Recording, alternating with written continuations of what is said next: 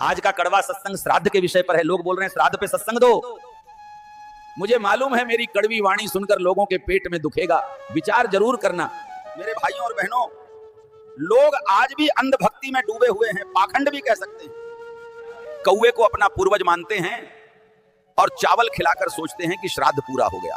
कौवे को चावल डालने से पूर्वज खुश नहीं होते, यह केवल नासमझी और अंधभक्ति है। अरे सोचो, जिस कौवे की पूजा करते हो वही कौवा थोड़ी देर बाद कूड़े पे बैठता है, गंदगी खाता है, मरे हुए जानवर का मांस नोचता है। क्या यही तुम्हारे पूर्वज हैं? क्या तुम्हारे पूर्वज गंदगी खाने वाले थे? ये कैसी सोच है? सोचो, जिस कौवे को प्रसाद खिलाते हो वही कौवा दूसरे घर जाके कचरा खाता है, तो क्या वो हर घर का पूर्वज है? क्या एक ही कौवा पूरे मोहल्ले का पूर्वज बन जाता है? तुम कहते हो पूर्वजों को भोग लगाना चाहिए, पूजा करनी चाहिए, लेकिन शास्त्र कहते हैं जन्म कर्म के अनुसार मिलता है। अगर अच्छे कर्म किए तो इंसान बनकर जन्म मिलेगा, अगर बुरे कर्म किए तो पशु पक्षी के रूप में जन्म लेना पड़ेगा। तो सवाल उठता, तुम्हारे पूर्वज किस रूप में हैं? क्या वो इंसान बने हैं या पशु बने हैं? अरे मूर्खो, अगर इंसान बने हैं तो श्राद्ध का चावल कैसे खाएंगे? अगर पशु बने हैं तो क्या जरूरी है कि वही कौवा बने? भाइयों, ये सब अंधभक्ति है। तुम कहते हो श्राद्ध से आत्मा तृप्त होती है, लेकिन आत्मा अमर है, भूख प्यास से परे है। आत्मा को चावल रोटी से क्या लेना?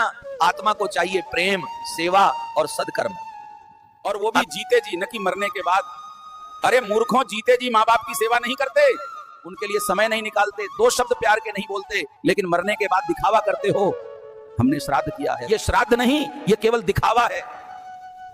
आज के समाज की सबसे बड़ी बीमारी यही है, जीते जी अपमान और मरने के बाद सम्मान। बच्चे माँ बाप को वृद्धाश्रम भेज देते हैं।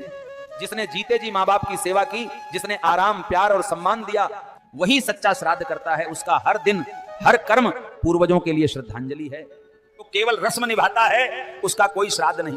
भाइयों समझो, पूर्वजों की पूजा चावल से नहीं होती। मूर्खों, पूर्वजों की पूजा उनके आदर्शों को अपनाने से होती है। अगर वो सच्चाई पर चलते थे तो तुम भी सच बोलो, अगर वो परिश्रमी थे तो तुम भी मेहनत करो, अगर वो सेवा भावी थे तो तुम भी सेवा करो। यही उनका असली श्राद्ध है। ये मजाक नहीं तो और क्या है। धर्म अंधभक्ति का नाम नहीं है, धर्म समझदारी और सदकर्म का नाम है। धर्म वो है जो इंसान को इंसान बनाए, धर्म वो है जो अच्छे कर्म की प्रेरणा दे।